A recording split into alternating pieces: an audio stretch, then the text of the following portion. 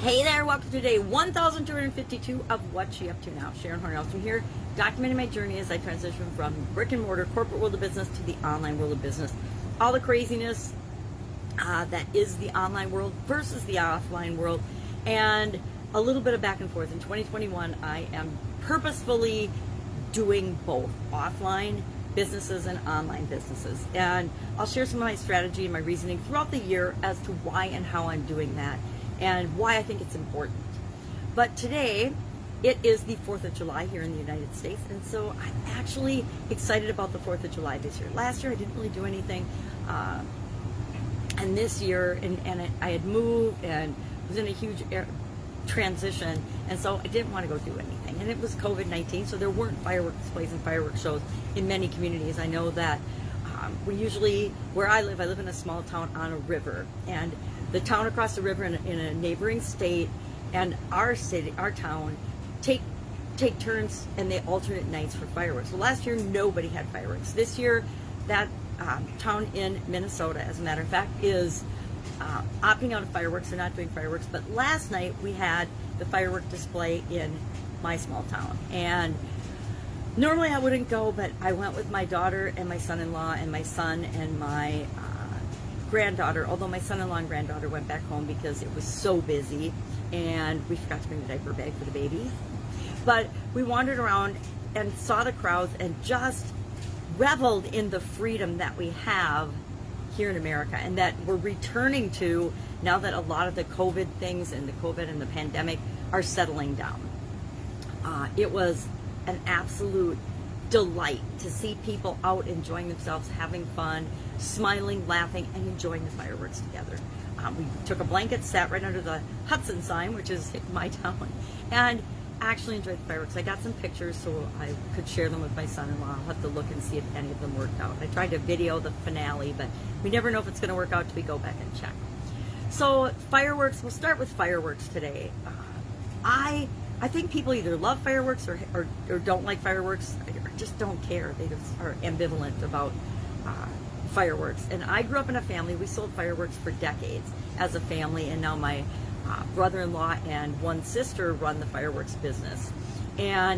But we did it for like 25 years. I sold fireworks for 25 years. Whatever we were doing as a family, we would stop doing that, come together, and for 3 weeks or 4 weeks, we would sell fireworks. And it was fun, it was exciting. We would blow off everything so we knew what everything did, and so we could tell people.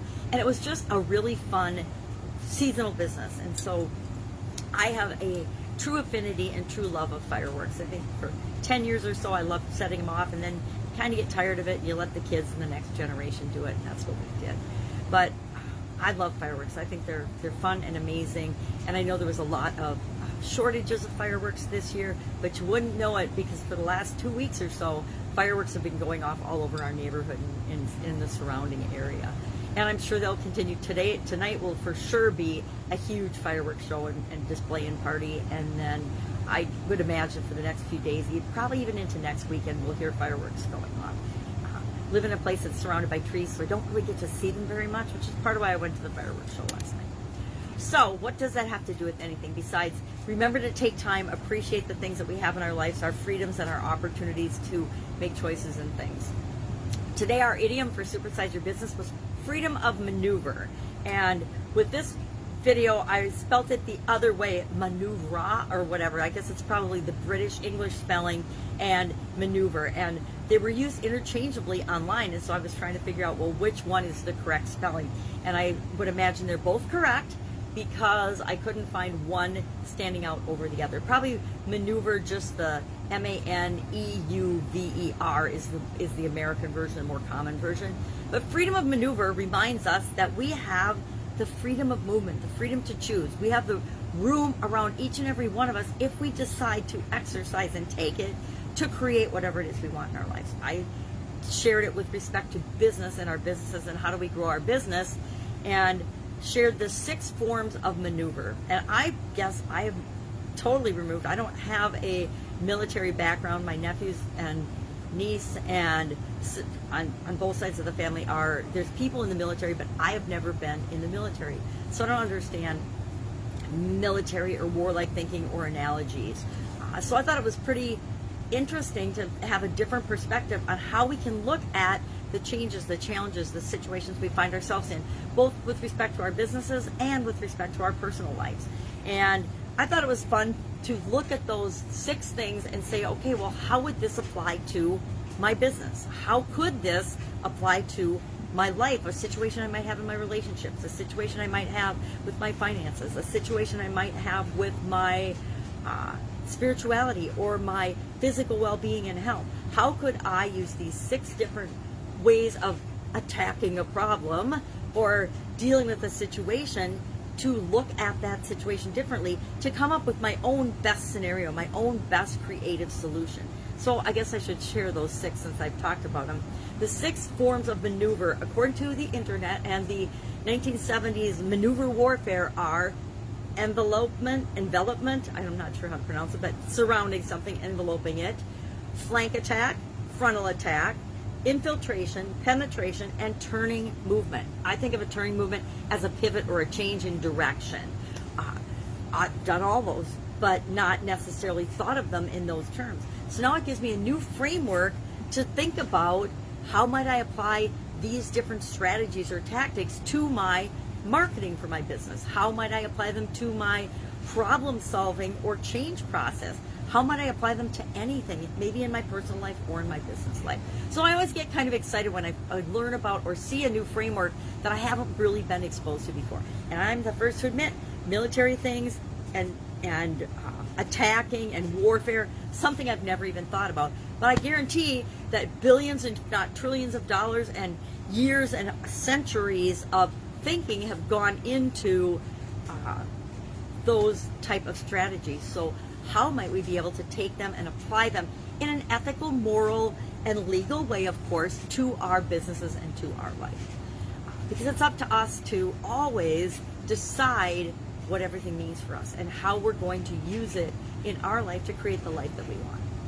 Our annual challenge this year, Do One Thing Every Day That Centers You, are all about you, 365-day challenge, was about our ability to choose our friends. Fate doles out who we're related to and who our relatives are, but we get to choose our friends. This was a saying by Jacques Delisle, I don't know. So today we are sharing who we've chosen to have be a part of our life. And I think that's one thing that it's important to remember. It's a freedom of maneuver, right?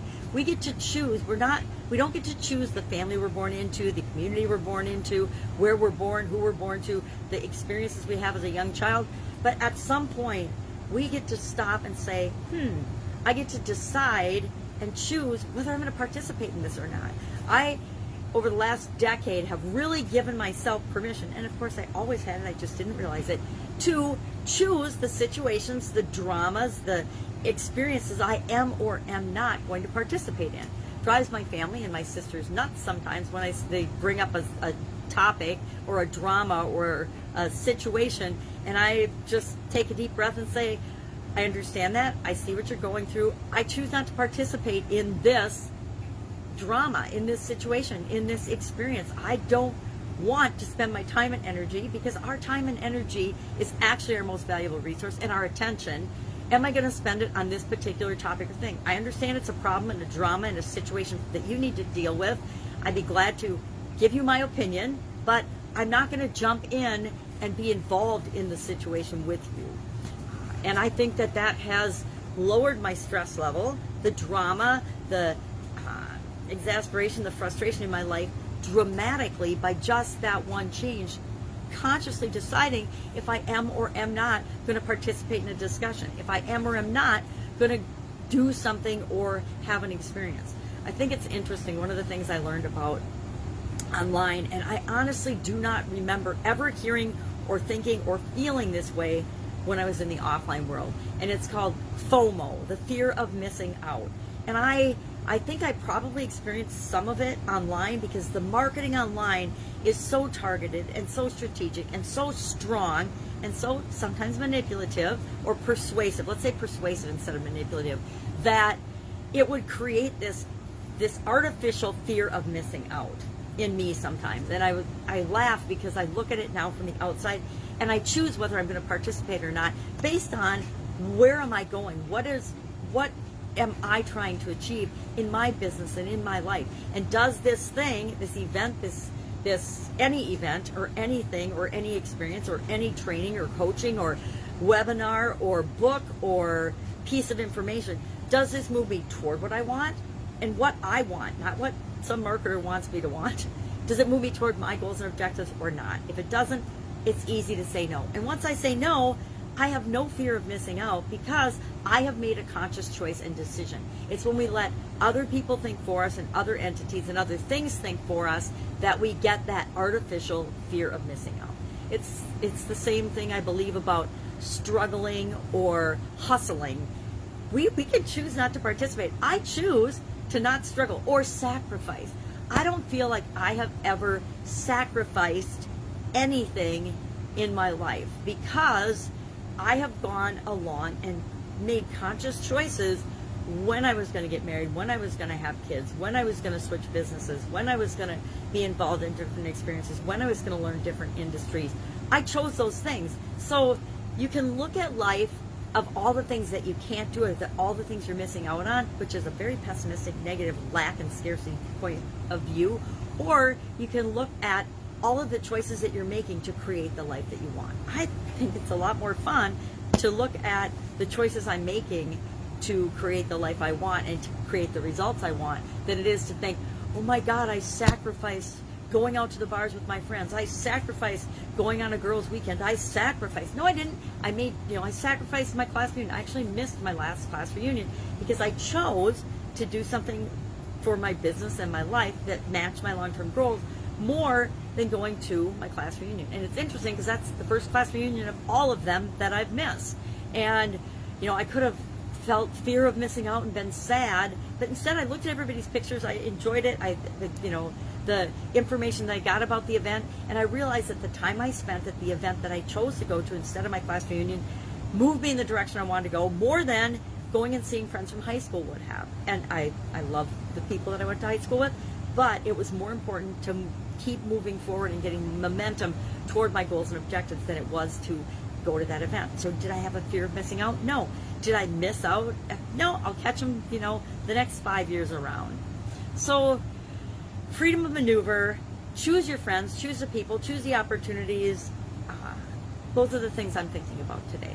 Now, I'm going to go off and have an amazing 4th of July with my family and friends. I invite you to do the same.